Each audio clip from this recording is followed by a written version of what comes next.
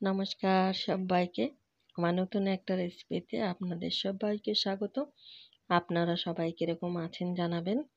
আপনাদের আশীর্বাদ ও ভালোবাসায় আমি মোটামুটি ভালোই আছি। আমি আজকে নতুন আবার একটা রেসিপি নিয়ে চলে এসেছি, তো আপনারাও দেখতে থাকুন, আশা করি আপনাদেরও খুব ভালো লাগবে। আমি আজকে নিয়ে এসেছি ভেটকি মাছের পাতুরি রেসিপি, তো আপনারাও দেখতে থাকুন। আর প্লিজ সবার কাছে অনুরোধ রইল, কেউ ভিডিওটা স্কিপ করবেন না, সবাই ফুল ভিডিওটা দেখবেন, তাহলেই কিন্তু বুঝতে পারবেন আমি রেসিপিটা কিভাবে তৈরি করছি। তো আমি এখানে একটু উষ্ণ গরম জল করে নিয়েছি। গরম জলের মধ্যে লেবু পাতা আর লবণ, একটু হলুদ দিয়ে মাছগুলোকে ওই 10 থেকে 15 মিনিটের মতন ভিজিয়ে রাখবো। তাহলে কি হবে, মাছের ভেতরে কিন্তু খুব সুন্দরভাবেই লবণটাও চলে যাবে, আর লেবুর পাতার যে সেন্টটা সেটাও কিন্তু মাছের মধ্যে পাওয়া যাবে। অসাধারণ সুন্দর একটা রেসিপি, তো আপনারা দেখতে থাকুন, না হলে কিন্তু মিস করে যাবেন। ওটা ওইদিকে 10 মিনিটের মতন আমি ভিজিয়ে রেখেছি, আর এখানে কিছু মশলা নিয়ে নিয়েছি, এগুলোকে আমি পেস্ট করে নেব। আমি এখানে নিয়েছি 2 চামচ সাদা সর্ষে, 2 চামচের একটু বেশি কালো সর্ষে, আর নিয়েছি ওই 10-12টা মতো কাজু বাদাম, 15-20টা মতন গোটা গোলমরিচ, আর নিয়েছি 3 চামচ পোস্ত।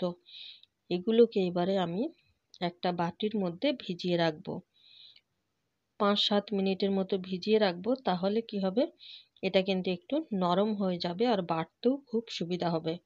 আজকে আমি মশলাটা কিন্তু মিক্সিতে করব না, আমি শিলে বেটে নেব।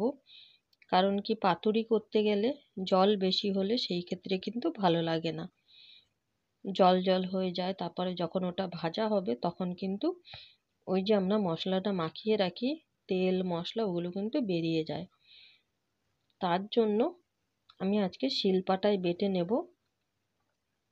শিলপাটায় বাটলে কি হবে, একদমই শুকনো শুকনো বাটা হবে। আমি কিন্তু একটু কোনো জল দেব না, ভিজিয়ে রেখে দেব এটাকে। এরপরে আমি এখানে নিয়ে নিয়েছি 150 গ্রাম মতো টক দই।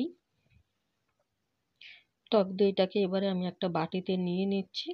বাটিতে নিয়ে আমি খুব ভালো করে কিন্তু টক দইটাকে ফেটিয়ে নেব, যাতে কোনো রকম কোনো দানা দানা না থাকে। একদম ফেটিয়ে আমি একদম ক্রিমের মতো তৈরি করে নেব। আর এই যে কালো কালো যেগুলো দেখতে পাচ্ছেন, এগুলো কিন্তু এলাচ, এলাচ গুঁড়ো করে দেয়া আছে দইয়ের মধ্যে। তো এবার আমি খুব ভালো করে টক দইটাকে ফাটিয়ে নেব। দেখুন কত সুন্দর ক্রিমের মতন হয়ে গেছে, আমি এরকম করে ফাটিয়ে নিয়েছি।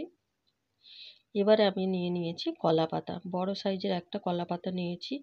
আমি কিন্তু এখনো পর্যন্ত কলা পাতাটাকে কাটিনি, আমি খুব ভালো করে ধুয়ে পরিষ্কার করে নিয়েছি কলা পাতাটাকে। কলা পাতাটাকে আমি প্রথমে জল দিয়ে ধুয়ে তারপরে আবার একটা ভিজে ন্যাকড়া দিয়ে মুছে নিয়েছি। তাহলে কলা পাতার গায়ে যদি কোনো রকম নোংরা থাকে, সেই নোংরাগুলো কিন্তু উঠে যাবে ওই কাপড়ের সাহায্যে। তারপরে আমি কলা পাতাটাকে একটু নরম করে নেওয়ার জন্য, না হলে অনেক সময় দেখা যায় কলা পাতাটা যদি শক্ত থাকে, যখন ওটা মুড়তে যাওয়া হয় তখন কিন্তু কলা পাতাটা ভেঙে যায়। তার জন্য আমি কি করেছি, গ্যাসে একটু সেঁকে নিয়েছি, তাহলে কলা পাতাটা নরম হয়ে যাবে। যখন আমরা এগুলোকে মুড়বো তখন কিন্তু আর ভাঙবে না। তো কলা পাতাটাকে আমি একটু গরম করে নিয়ে, একটু যখন দেখবেন সেঁকতে সেঁকতে কালারটা চেঞ্জ হয়ে যাবে হালকা, তখনই আমি কলা পাতাটাকে নামিয়ে একদম ছোট ছোট করে আমার যেরকম সাইজ লাগবে আমি সেরকম করে কেটে নিয়েছি। আপনারা আপনাদের পছন্দ মতো ছোট বড় করে কেটে নিতে পারেন। মাছের পিস যদি বড় থাকে সেই ক্ষেত্রে কলা পাতাগুলোকে একটু বড় সাইজ করে কেটে নিতে হবে। তারপরে তো দেখতেই পেলেন আমি মশলাটা বেটে নিয়েছি, আর এই দেখুন মশলাটাতে কিন্তু আমি কোনো রকম জল দিইনি, এরকম শুকনো শুকনো করেই বেটে নিয়েছি। তারপরে যে মাছগুলোকে আমি ভিজিয়ে রেখেছিলাম, সেই মাছগুলোকে খুব ভালো করে হাতের সাহায্যে চেপে চেপে জলগুলোকে কিন্তু বের করে নিতে হবে। এখানে কিন্তু মাছের গায়ে কোনো রকম জল থাকলে মশলাটা কিন্তু ভালো করে মাছের সঙ্গে আটকাবে না। তার জন্য আমি হাতের সাহায্যে খুব ভালো করে কিন্তু মাছের থেকে জলগুলোকে চেপে চেপে তুলে নিয়েছি। নিয়ে এবারে আমি এখানে সর্ষে বাটাটা দিয়ে দিলাম, টক দই দিয়ে দিলাম, 1/2 চামচ পরিমাণে হলুদ গুঁড়ো। আর যখন আমি সর্ষেটা বেটেছিলাম তখন কিন্তু একটু লবণ দিয়েছিলাম, আপনারা হয়তো খেয়াল করেছেন। তো এবারে আমি এখানে 1/2 চামচ হলুদ গুঁড়ো, 1/2 চামচ লঙ্কার গুঁড়ো আর দিয়েছি একটু মিষ্টি আর সর্ষে দই, এগুলোকে দিয়ে একটু দিয়ে দিয়েছি কাঁচা সর্ষের তেল। কাঁচা সর্ষের তেল কিন্তু আমার যেহেতু ওই 7 পিস মতো মাছ ছিল, তো আমি এখানে পরিমাণ মতনই একটু সর্ষের তেল দিয়ে দিয়েছি। ওই 50 গ্রামের থেকে একটু বেশি দিয়েছি আমি সর্ষের তেলটা। দিয়ে এবারে খুব ভালো করে কিন্তু মাখিয়ে নেব। আর দিয়ে দিয়েছি পরিমাণ মতো লবণ। লবণটা কিন্তু অবশ্যই আপনারা পরিমাণ বুঝে দেবেন, কারণ কি যখন আমি মাছটা ভিজিয়ে রেখেছিলাম তখন কিন্তু আমি একটু বেশি পরিমাণেই লবণ দিয়ে ভিজিয়ে রেখেছিলাম, যাতে মাছগুলোর ভেতরে খুব ভালোভাবে লবণটা ঢুকে যায়। তার জন্য কিন্তু লবণটা খুব ভালো করে বুঝে দিতে হবে, না হলে কিন্তু লবণ বেশি হয়ে যাবে। এবারে আমি খুব ভালো করে মশলাটাকে মাখিয়ে নিয়েছি আগে। এরপরে একে একে সব মাছগুলোকে দিয়ে আমি মাছগুলোর সঙ্গে মশলাগুলোকে খুব ভালো করে মাছের সাথে মশলাটা মাখিয়ে নিচ্ছি। আমি এটাকে মাছের সঙ্গে মাখিয়ে কিন্তু আরও 5-7 মিনিট রেখে দেব, যাতে মশলার যে টেস্টটা আছে সেটাও যেন মাছের মধ্যে খুব ভালোভাবে চলে আসে। আর যদি আমার ভিডিওগুলো ভালো লাগে অবশ্যই একটা লাইক, কমেন্ট, শেয়ার করে চ্যানেলটাকে সাবস্ক্রাইব করে আমার পাশে থাকবেন। নতুন পুরনো সকল বন্ধুদের অনেক অনেক অনেক ভালোবাসা আমার পাশে থেকে আমাকে এতটা ভালোবেসে আমাকে সাপোর্ট করার জন্য। তো আমরা সবাই সবার পাশে থাকবো, সবাই সবাইকে ফুল সাপোর্ট করব। তো এদিকে আমার মাছগুলো কিন্তু খুব ভালো করে মাখানো হয়ে গেছে, দিয়ে আমি 5-7 মিনিট মতো রেখে দিয়েছিলাম। তারপরে একে একে কলা পাতাগুলোকে দিয়ে আমি মাছ দিয়ে এবারে মুড়িয়ে সুতো দিয়ে বেঁধে নেব।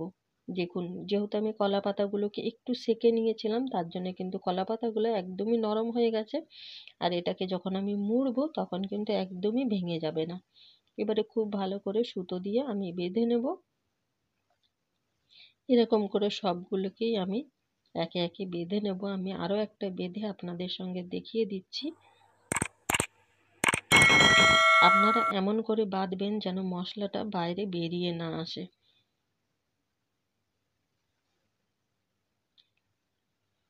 এবারে আমার সবগুলো বাঁধা হয়ে গেছে। আমি এখানে তাওয়া বসিয়ে দিয়েছি। তাওয়াতে আমি অল্প পরিমাণে একটু তেল দিয়েছি, অল্প মানে খুবই অল্প, ওই 2-4 ফোঁটা মতন তেল দিয়ে আমি তাওয়াটাতে ভালো করে মাখিয়ে নিয়েছি। গ্যাসের ফ্লেমটা কিন্তু এখানে একদম লোয়ে রাখতে হবে। দিয়ে দিচ্ছি আমি। আর যখন আমি তাওয়াতে দেব তখন কিন্তু খেয়াল রাখতে হবে যে মোড়া মানে মুখের দিকটা সেটা কিন্তু ওপরের দিকে রাখতে হবে। এই পিঠটা হয়ে গেলে তারপরে আবার উল্টে দিতে হবে। তো আমি একটা ছোট থালা দিয়ে ঢাকা দিয়ে দিয়েছিলাম। 3-4 মিনিট পরে কিন্তু আমি এটা আবার উল্টে দিয়েছি। যেহেতু আমার মাছগুলো গরম জলে ভেজানো ছিল, সেহেতু কিন্তু মাছটা অলরেডি অনেকটাই সেদ্ধ হয়ে গেছে। কোনো রকম কোনো কাঁচা গন্ধ কিচ্ছু পাবেন না। আর অসাধারণ সুন্দর লাগবে।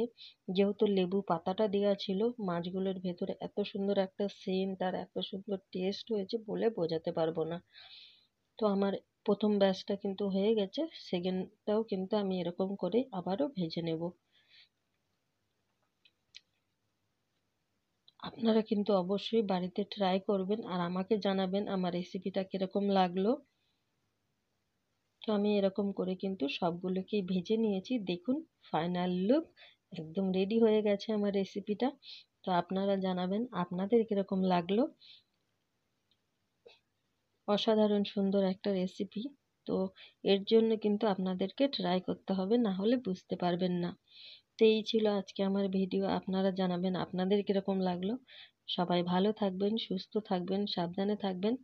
দেখা হবে আবার নতুন একটা ভিডিওর সাথে। ততক্ষণের জন্য নতুন পুরনো সকল বন্ধুদের অনেক অনেক অনেক ভালোবাসা আমার পাশে থেকে আমাকে সাপোর্ট করার জন্য।